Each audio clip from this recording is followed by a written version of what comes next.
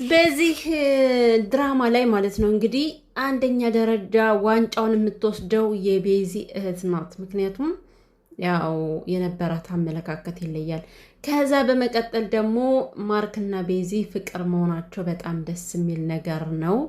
እውነት ያው ምንም ሆነ ምንም ሰሩ ምንም እነዚህ ልጆች ያለ መለያየታቸው ነው ያለ መጣላታቸው አንድ መሆናቸው።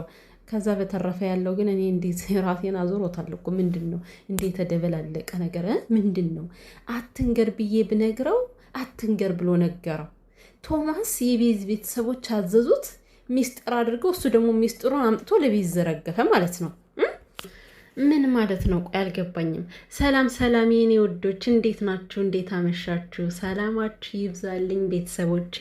እኔም ደህና ነኝ እግዚአብሔር ይመስገን። ቪዲዮውን ላይክ እያደረጋችሁ ውዶችዬ ማለት ነው። እንግዲህ ያው እንደኔ ግራ የተጋባችሁም ስለምትኖሩና ኧረ ዛሬ እንዴት ነው?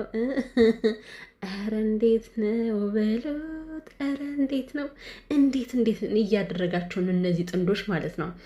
በመጀመሪያ ደረጃ እንግዲህ የሆነ ፕሮግራም ላይ ተገኝተው ሁሉም ድምቅ ብሎ ነበረ የተጣሉ ዩቲዩበሮች ሳይቀር። ከዛ ፕሮግራም ላይ አልኳችሁ ፈንድሻ ሆኖ ፈንደሽድሽ ሲሉ ነው የነበረው።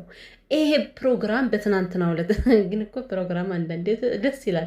የተጣላን ሰው ያፋቅራል። አሁን የሆነ ፍቅረኛሞች ኦር ደግሞ ባልና ሚስት ተጣልተው ከሆነ ማለት ነው ከሆነ ፕሮግራም ስትሄዱ ቤታችሁ እስክትመለሱ ድረስ ሰላም ናችሁ። በቃ ፍቅር ትሆናላችሁ። የውሸት ፍሽክታም ቢሆን ፍሽክ እያላችሁ ፍቅረኛችሁንም ቢሆን ከዛ ላይ ማለት ነው የኔ ፍቅር ትላላችሁ። ተጣልታችሁ እኮ ነው ድብን አድርጋችሁ ተጣልታችሁ ማለት ነው ከቤት እስከምትገቡ ድረስ ጥሩ እኮ ነው። አንዳንዴ ለተወሰነ ጊዜም ማለት ነው ነገርን ለቀቅ ማድረጉ።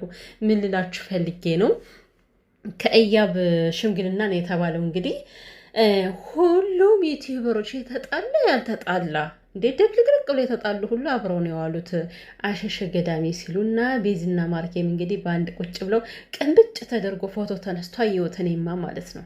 ይገርማችኋልና ምንድን ነው ቤዚና ማርክ ያው እንዳልተጣሉ ገባኝ። በትናንትናው ቪዲዮ አስበን ነበረ፣ ነገር ግን ፎቶቸውን ሳየው ተመስገን ሰዎች አንድ ሆነው አላልኩኝ ማለት ነው።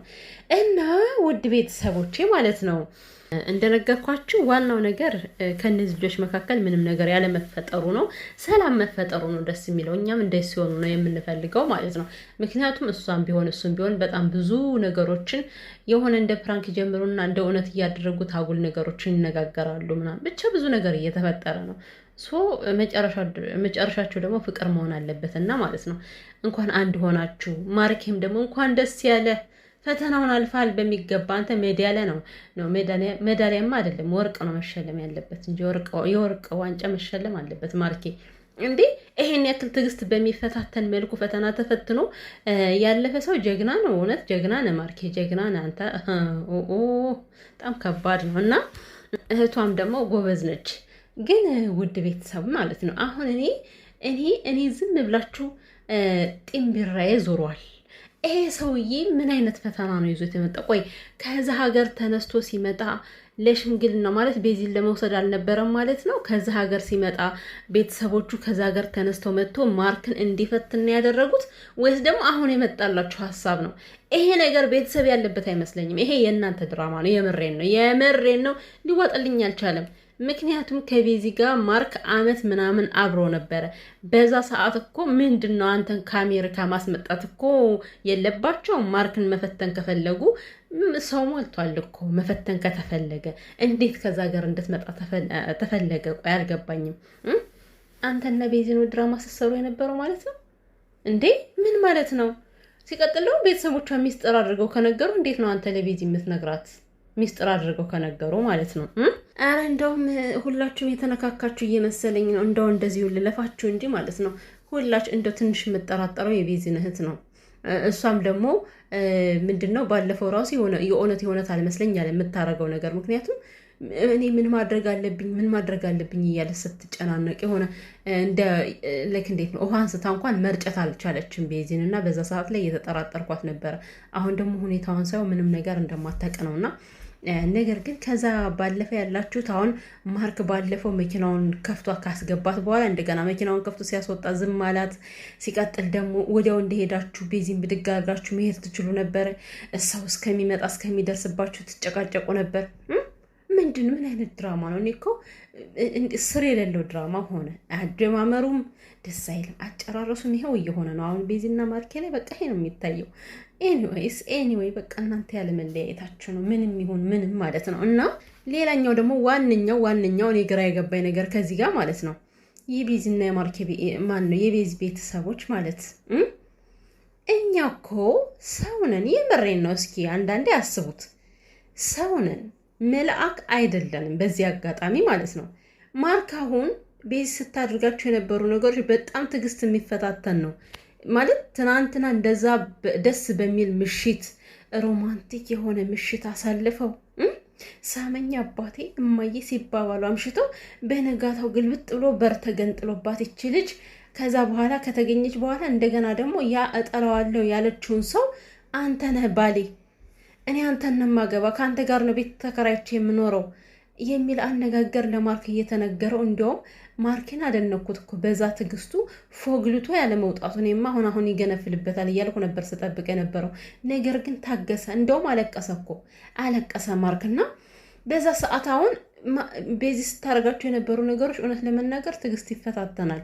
ያው በእርግጥ የሆነ ነገር አድርጓት ሜቢ ደግሞ መስተፋቀር አድርጎባት ብለው ስለፈሩ እንጂ እነሱ ስላሰቡት እንጂ የምር ትዕግስት ይፈታተናል ለአንድ አፍቃሪ ሰው ማለት ነው። በዛ ሰዓት ይሄ ልጅ ገንፍሎበት የራስሽ ጉዳይ በቃ አንቺ አውቀሽ ነው እንደዚህ የምትሆኝ ከኔ ለመሸሸት ነው ብሎ አሁን ማርክ ዘወር ቢል የቤዚ ቤተሰቦች ማርክ አይሆንሽም ልትሉ ነበር ማለት ነው። እንደዚህ አይነት ፈተና አስፈላጊ አይደለም። መብርሃንን የምታፈቅሩትን ሰው ፈትናችሁ የእሱን ባህሪ ማግኘት አትችሉ። የምሬን ነው። ዛሬ እንኳን ከፈተናው ነፃ ቢሆን ነገ ሊሳሳት ይችላል። እንዴ ምንድን ነው ሰው እንደዚህ ጻድቅ አድርጎ ማየት?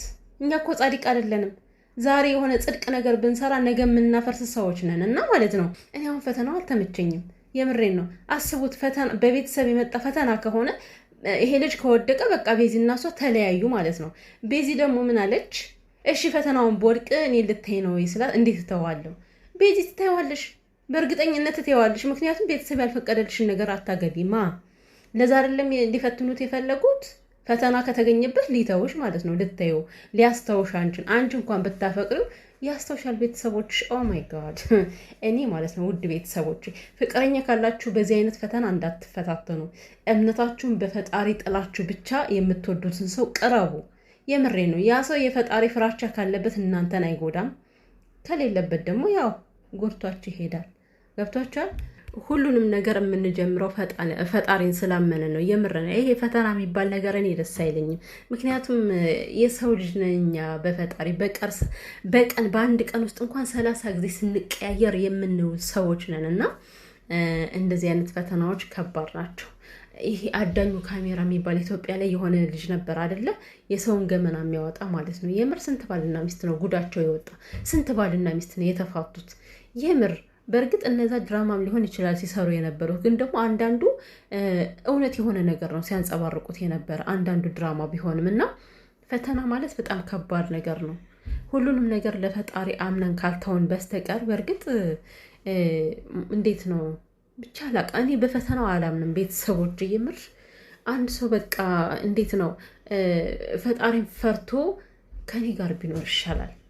ከምሬ ነው። እኔ ፈተና ፈትኜ ጉልጉል አድርጌ ጉድ ከማወጣ ማለት ነው አምላኬን ባምን ይሻላል ብዬ አስባለሁኝ። እና እንደዛ ነው የማስበው። አሁን አስቡት እስኪ ማርክ ወድቆ ቢሆን ኑሮ ይሄ የራሳቸው ድራማ ነው ሲጀመር። ግን ደግሞ እንደ ፈተናው ስነግራችሁ እንደው ምናልባት ቤተሰብ ልኮ ከሆነ እንኳን እንደዚህ አይነት ነገር ቢወድቅ ማርክና ቤዚ በቃ ተለያዩ። ዋይ ተለያየን። እና ውድ ቤተሰቦቼ እምነታችሁን በፈጣሪ ብቻ ጣሉ ማለት ነው። የሰው ልጅ ተፈትኖ ትክክለኛ ማንነቱ አይገኝም። ዛት ሴት